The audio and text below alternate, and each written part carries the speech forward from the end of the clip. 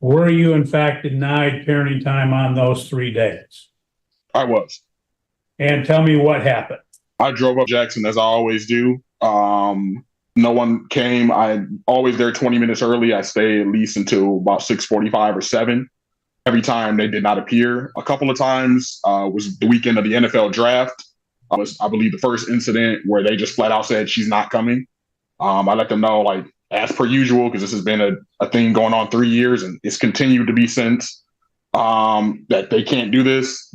They didn't care. The plaintiff doesn't care, which is why she's continued not to respond to any of the denials. And it's been like that ever since. I'm supposed to go get her Friday. I'm assuming it's going to be the same thing. Okay. Tell me, I do know when I looked at the petition, I saw that you did get parenting time back on spring break. Is that correct? Yes, it was my year per the order. Okay.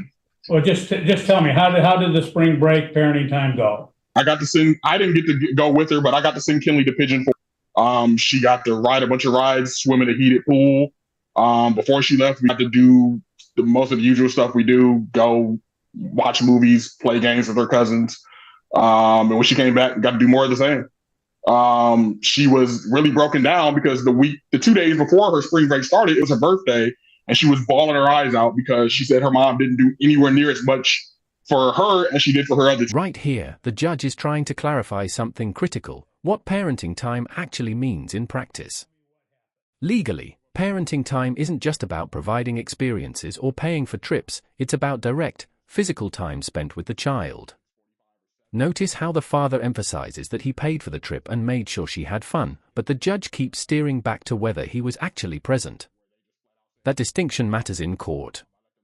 Financial contribution doesn't replace parental presence under most custody orders. So the real question becomes, does sending your child on a trip count as meaningful parenting time, or does the court expect something more hands-on?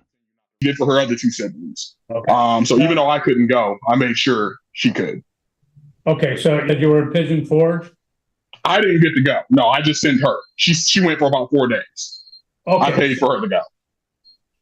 So you weren't with the child at Pigeons then? No, she went with my mother and her family. My family. I had to work, unfortunately. Okay, so you could take her during that time? No, I paid for her to go. You don't get to go on the trip she goes on. I paid for them, but I have to work usually. I just make sure that my child gets to have fun. Okay, well, when I started this out is asking, did you have parenting time on spring break? You said yes, and I asked how it went. Well, you weren't there. I was there for the beginning part, and like I said, she was only gone for 4 days. I couldn't miss work to go. I wanted to make sure my child went. So you were there for how many days with the child? I had her I think I had her from that Friday to following Sunday. So I probably was with her for 6 of those days. The other 4, she was in Pigeon Forge with my family. Okay.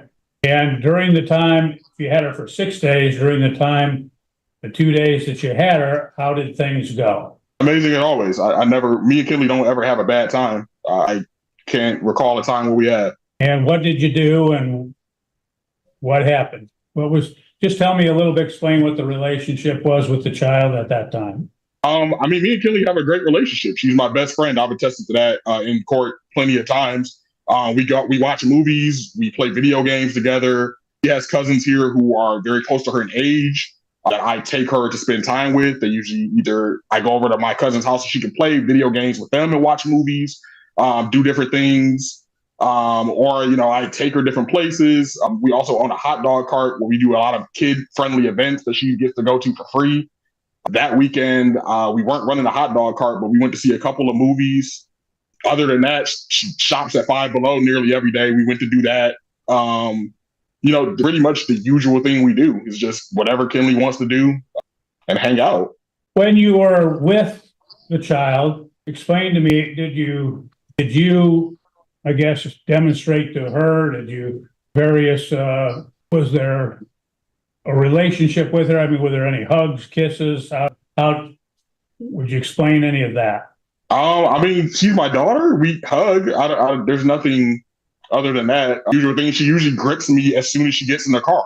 She'll hug me immediately before I can even get an arm around her. Other than that, I would say no.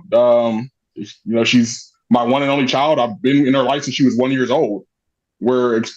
Other than that, there was nothing out of the ordinary. There usually never is. No, I'm just wondering if there's any signs of affection and that. Oh yeah, she's my. Yeah, I don't know. She calls her. Oh no, she calls herself Josh Jr. I just saw some pictures of her recently where I'm like, that's my twin. We're extremely close. She steals a lot of my clothes. A lot. Last year when I had to pick her up from school, she was in a Fresh Prince of Bel-Air jersey that she stole out of my closet. We're two peas in a pod. That's why I've gone through these lengths to spend time with her because I miss her terribly. Anything else that you'd like to tell? Inter view for this case ultimately comes down to credibility, consistency, and compliance with court orders. The judge made it clear this wasn't a one-time issue.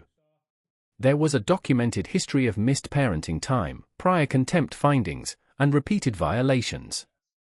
Despite the emotional arguments and conflicting narratives, the court focused on one key principle: orders must be followed.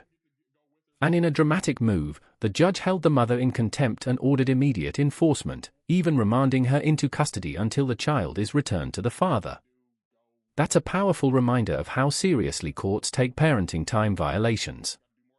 But now we want to hear from you. Do you think the judge made the right call? Should a child's refusal override a court order, or does that set a dangerous precedent? If you found this case as shocking as we did, make sure to hit that like button, share your thoughts in the comments, and don't forget to subscribe for more jaw-dropping courtroom breakdowns.